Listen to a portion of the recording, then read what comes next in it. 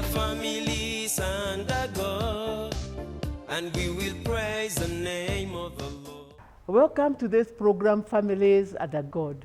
Are you excited to be in 2020, a new decade, a year of Vision 2020, and a new year? I'm very excited. And with that excitement, I want to invite you to home care, that you come and pray with us every Thursday, 12:30 to 2:30. Come and you'll see what God is doing in the new year. Great things have already started to happen. And also, as you watch us, we are grateful that you are tuning in to watch us. And here is Dr. Njeri Mbugua and Sarah Ibuye. I know you are in for a great time. And let me remind you, every Thursday, 12:30 to 2:30, please come, and I know you'll be blessed. Good evening. We are so happy to be here the first of the year. With me, I have a very dear friend. We've always called her Auntie Sarah, and to many she's Auntie Sarah. Sarah Mbuye Mutua. There's a book she had published which was called Beauty of Submission, and she's in the process of publishing another book. Sarah will invite you when we get your new book. But it says that you received a BA in Fine Art, graduate of the University of Nairobi, and she has served the Lord for the past 40 years with the Navigators and was involved in discipling women both in Kenya and different parts of the world. Sarah, you're very welcome. Thank you. We'll start by asking, who are the Navigators? I know who they are, but some people watching may not know who the Navigators are, and I know they've played a big role in your life.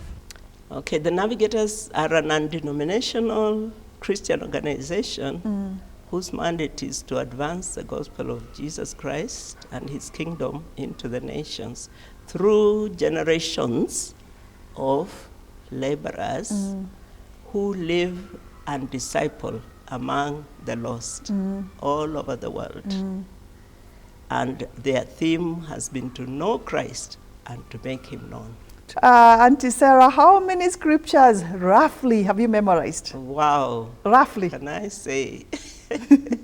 Well, basically we The used to basic have 60? We used to have the 60 verses, Right. which was the basic memorization for a disciple. Yes. Once you're being discipled, you would qualify as a true disciple when you have memorized at least 60 verses, which were basically for assurance of your salvation, for knowing the power of prayer, for knowing the forgiveness of God, and knowing how to acknowledge that you're saved and you can share with other people.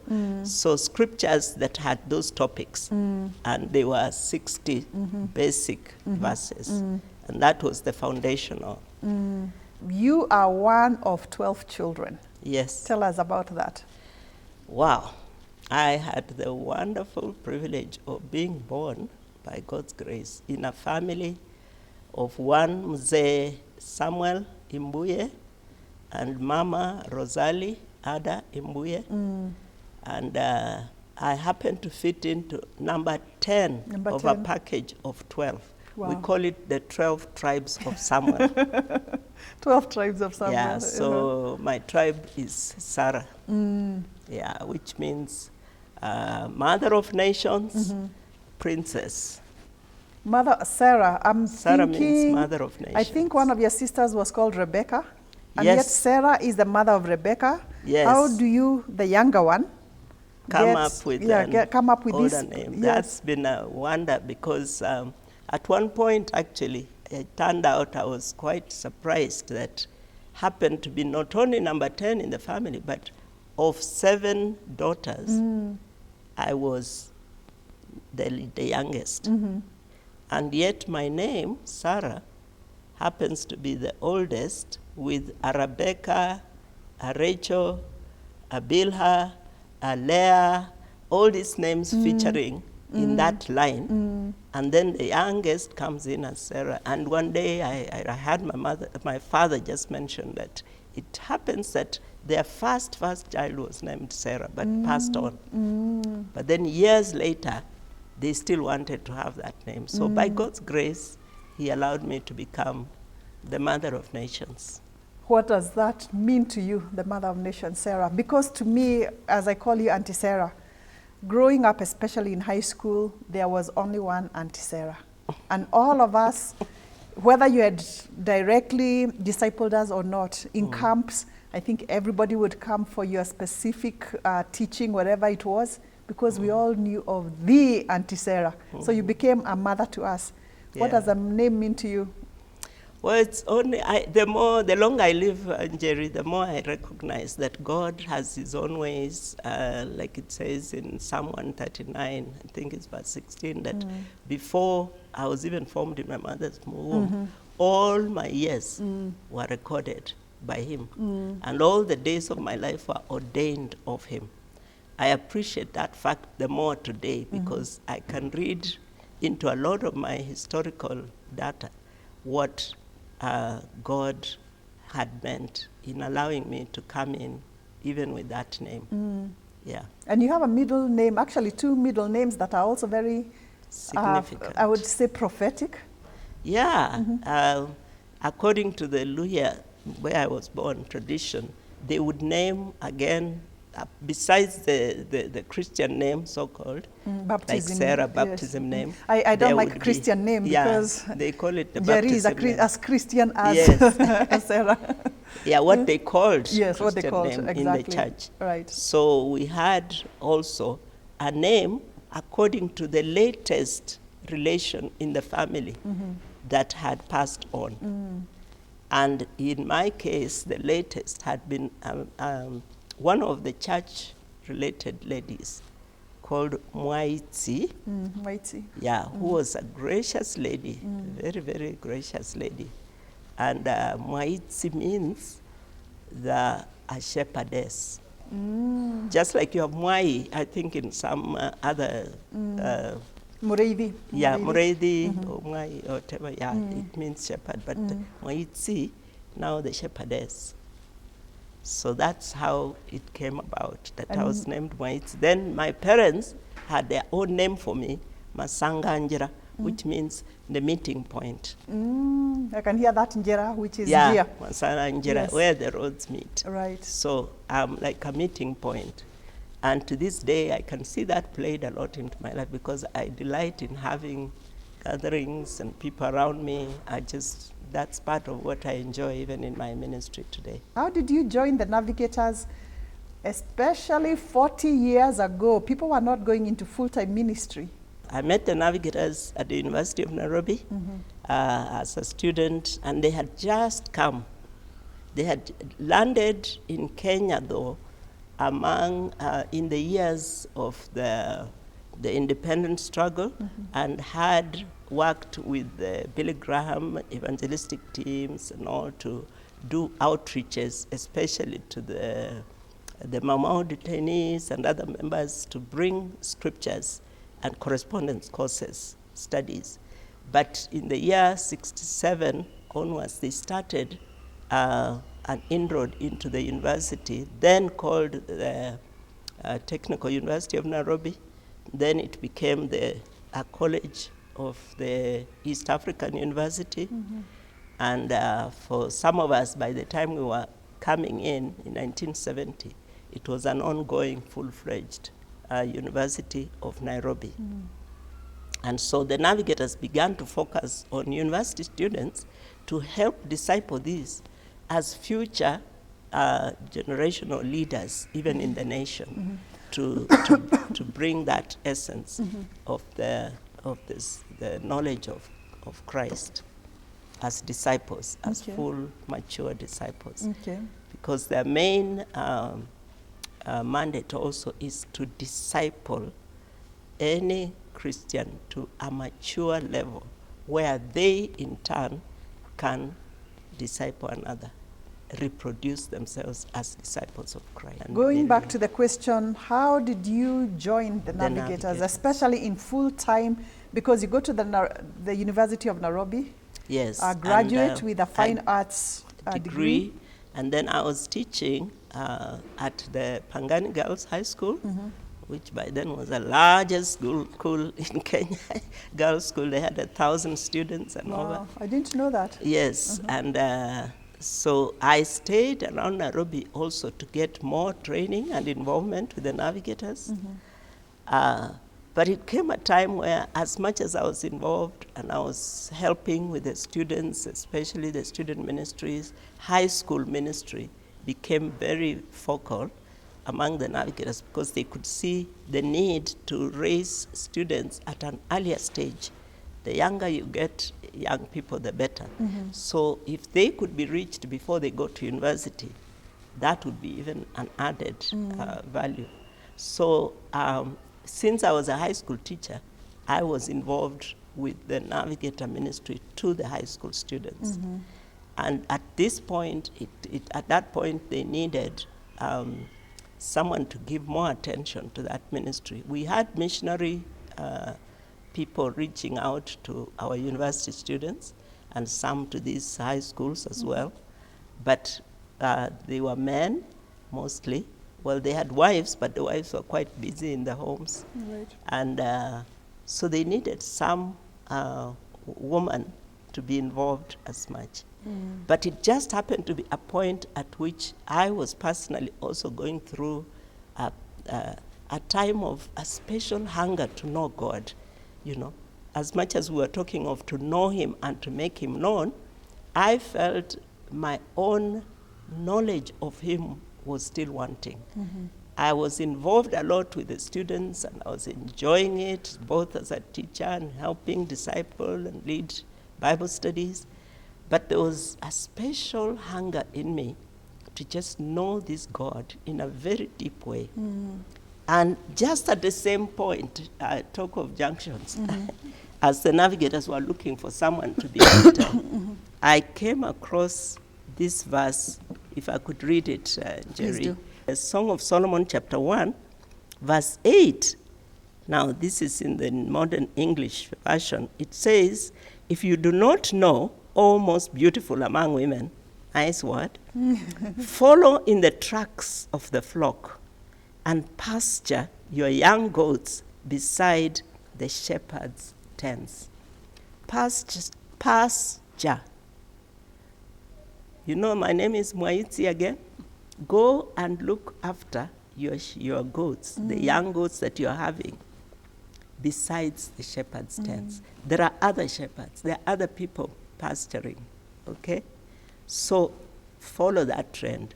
Now, I took this to be a lead to be involved with these other missionaries who are also reaching out and pasturing the young flock. So I chose to take my flock, these students, and pasture them in a full-time capacity. And that's when I started my mission in a full-time capacity. The thing that I learned best about the Navigators, teaching us to, in our quiet times, and quiet times are like 5 minutes, 10 minutes, whatever time you have every day to read God's word for yourself and hear it. And I love commentaries and I love using daily bread and all that. But there's something about you going to the word of God and getting it for yourself. What would you say to that?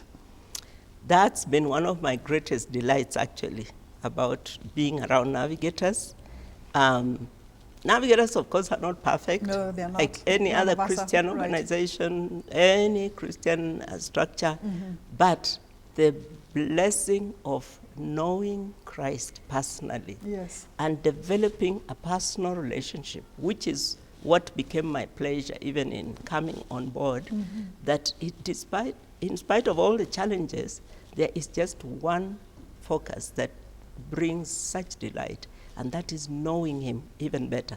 And like He invited me through that scripture to come, because I said, how do I get to know you better?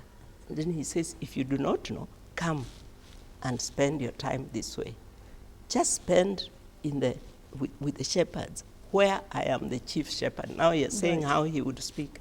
He made it as clear to me that this is where we would interact. Now, of course, when one goes into the rest of the Song of Solomon, which is what now, as the Navigators would train us, you would learn to go dig deep into the scriptures and just learn to listen to God through the scriptures. Right. That's what helped me find that this calling was real, because it is through digging deeper, even as we walk through with Him, that I discovered the more the blessing of knowing him. Joining the Navigators 40 years ago, with God's call, I'm sure was easy because this was with whites who had come. They had a lot of money, so you're coming from teaching and you will be given a lot of money. So I guess that was maybe easier back then than it is now, where people now have to look for money for themselves. That's what one would have thought even then. And for my family, for example, when I shared that I'm actually leaving my teaching post and coming on full board, so they thought, like you're saying, that, oh, so there are all these white people that Sarah is going to work with, and they'll, you know. Lo and behold, it's nothing of the sort, because even those white people had nothing like the riches you would imagine. Right. A lot of them, because of the way the organization is structured, come on board with needing partnership by other members of the society, Christians, who are willing to support the cause. So I came on board with that same understanding that I would need to trust God for some income to maintain both my daily living and my ministry outreach personally. But thank God that those missionaries at that stage also wanted to help us, you know, the new people coming on board, because there were 2 other members who had just come on staff, but part-time. They still held their jobs for a while. Tent making. But I happened to be the first one to come on full board without any other job or any tent making. How did your parents stick to that? That's when they realized, oops, this sounds a bit odd. Are you telling us that you really don't have another salary, or these white people are not supporting you? I said, well, the most they can do is give me a subsidy to keep, you know, just like a booster. But with time, I'm supposed to trust God myself and find people who can support me.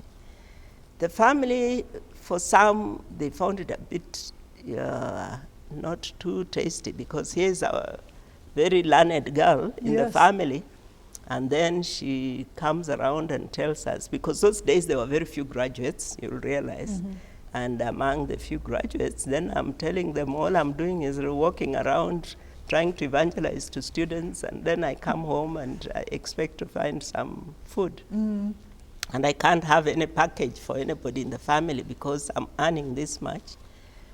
But they came to realize with time that indeed God is faithful, because to this day, I have never been in want to that extent. What would you tell somebody who's a graduate or somebody who has a good job? God is calling them to full-time ministry, and yet they have responsibilities. Like you said, your parents have sacrificed all this. I know you went to the best of Kenyan schools. Your parents have given the best for you to go to school, and here you are, in a sense, wasting that education. Yes. Or doing something which you could also do while teaching. Like the other people. Yes. What would you say with somebody who is listening to us right now, struggling, they're hearing God call them to full-time ministry? Yes. Yeah. And there comes another aspect of being in the Word and listening to God very specifically. Of course, as life picked up, there were times, very challenging times, when the income wasn't that much. But looking to the Lord again and talking to him about these issues, rather than blaming anybody. I didn't have an organizational structure with income to tell me, you know, to go and say, hey, I need an increment now. I've worked so long and no increment. There was nothing like that. It was me and God.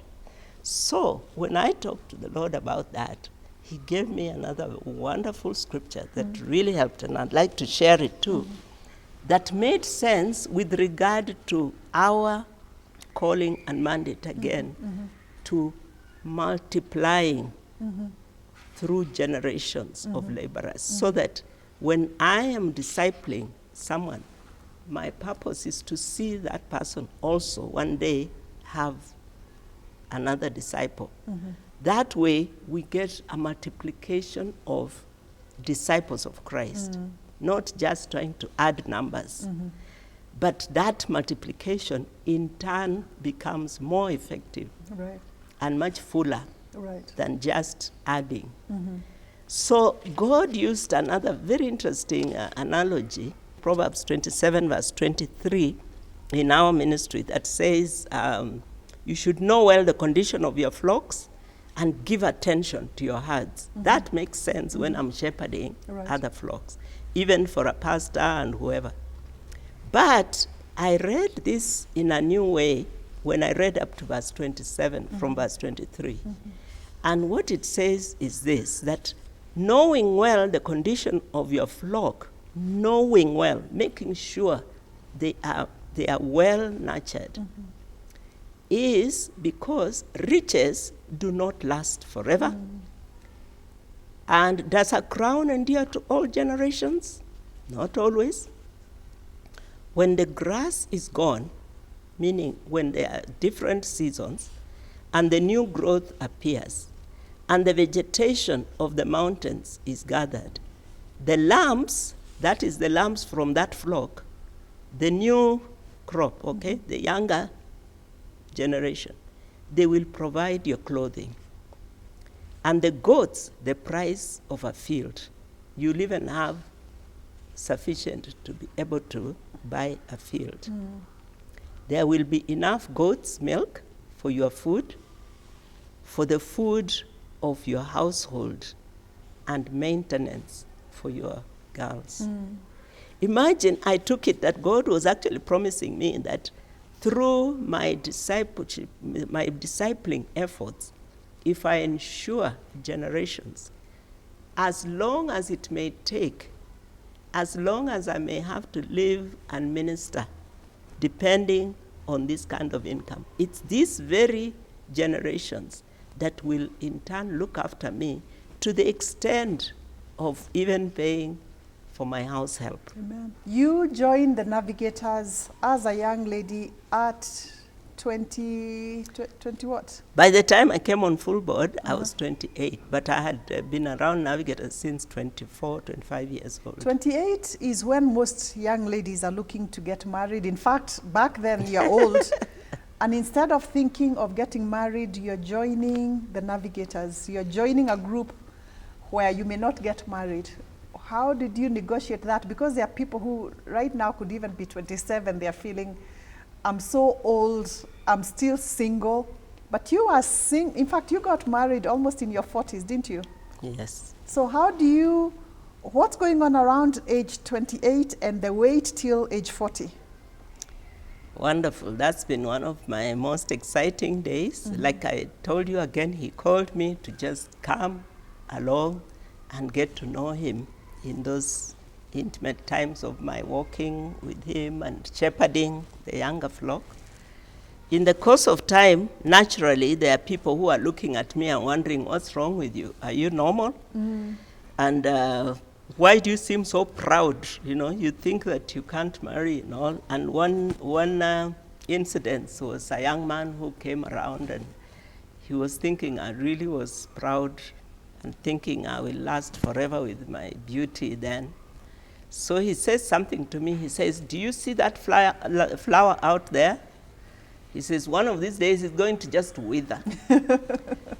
And quickly the Lord gave me a thought, at least I thought it was from God. I told him, I said, well, you're right, but that flower is there's a gardener who put it out there. The gardener has the freedom to choose where to see that flower bloom. And whatever he does with it, it will bloom and wither. He may leave it to bloom and wither outside, or pick it and put it in a vase in the house, and it will wither. So whichever way you place it, it's up to the gardener to enjoy it where he wants it. And that's my take, because I'll just be where the gardener wants me. And that's how long it took till I was approaching age 40 when another certain young man came along. This one didn't quite, like scorn me for being so proud. Maybe I was now looking like I'm out of Like it a anyway. wizard. But he comes and he says, oh no, of course he's interested. And I tell him, listen, young man, because he was there's a variance in our age. I was a Right. little older. So first of all, I laughed him off and I told him, look, let's just forget it, because first of all, we have such variance. You're not my standard in any way, age-wise, experience-wise. I'm a navigator, you know. So I showed a little more pride even then. Well, he said something that really struck me. He said, fine, I'm not really insisting you must marry me, but what I would appreciate is that you just walk with God. Let me just walk with God, and let's listen to him in relation to our horizontal relationship. This is our vertical relationship with him. Him and God, you and God, vertical. Yes. Then let him sort out the horizontal. Yes. Now that already was a good straw on this camel's back. Yes. And that helped me think twice about him. He really had the knowledge of God, the fear of God. Of course, less experienced in many things, but he was daring enough to want to get to know me. And with time, long story short, there we were getting married at age 40. At age for 40, me, yeah. This is going to be a cliffhanger because we are going to continue. So viewers, please watch us next week when we continue with this story. May God bless you.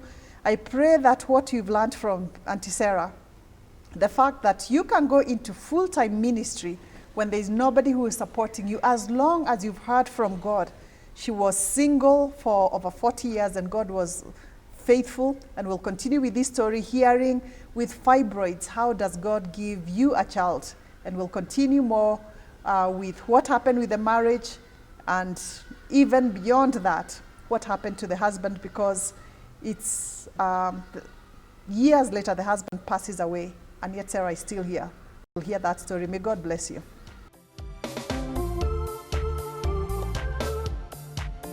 Thank you for watching our program. I believe you have been blessed.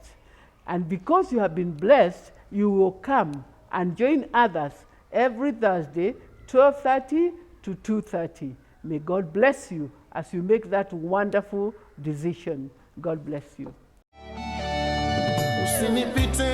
Thank you so much for choosing the Home Care Retreat Center, a place of serenity, a place of dignity, and a place of building your spirituality. We are so privileged to host you, and if you're looking for the directions coming from the current roundabout, you pass the Africa International University and the immediate first left turn, you find that is Rhino Park Road. Go up that road, and before you get to the Resurrection Garden, you will find our premises, Home Care Retreat Center. Excited staff, serene environment, large grounds for your prayer, a place of serenity, a place of dignity, and a place of building your spirituality. Quality executive rooms to host you. God bless you, and see you there. Njia ya uzima ni wewe Bwana, hakuna mwingine kama wewe Jehova Shama.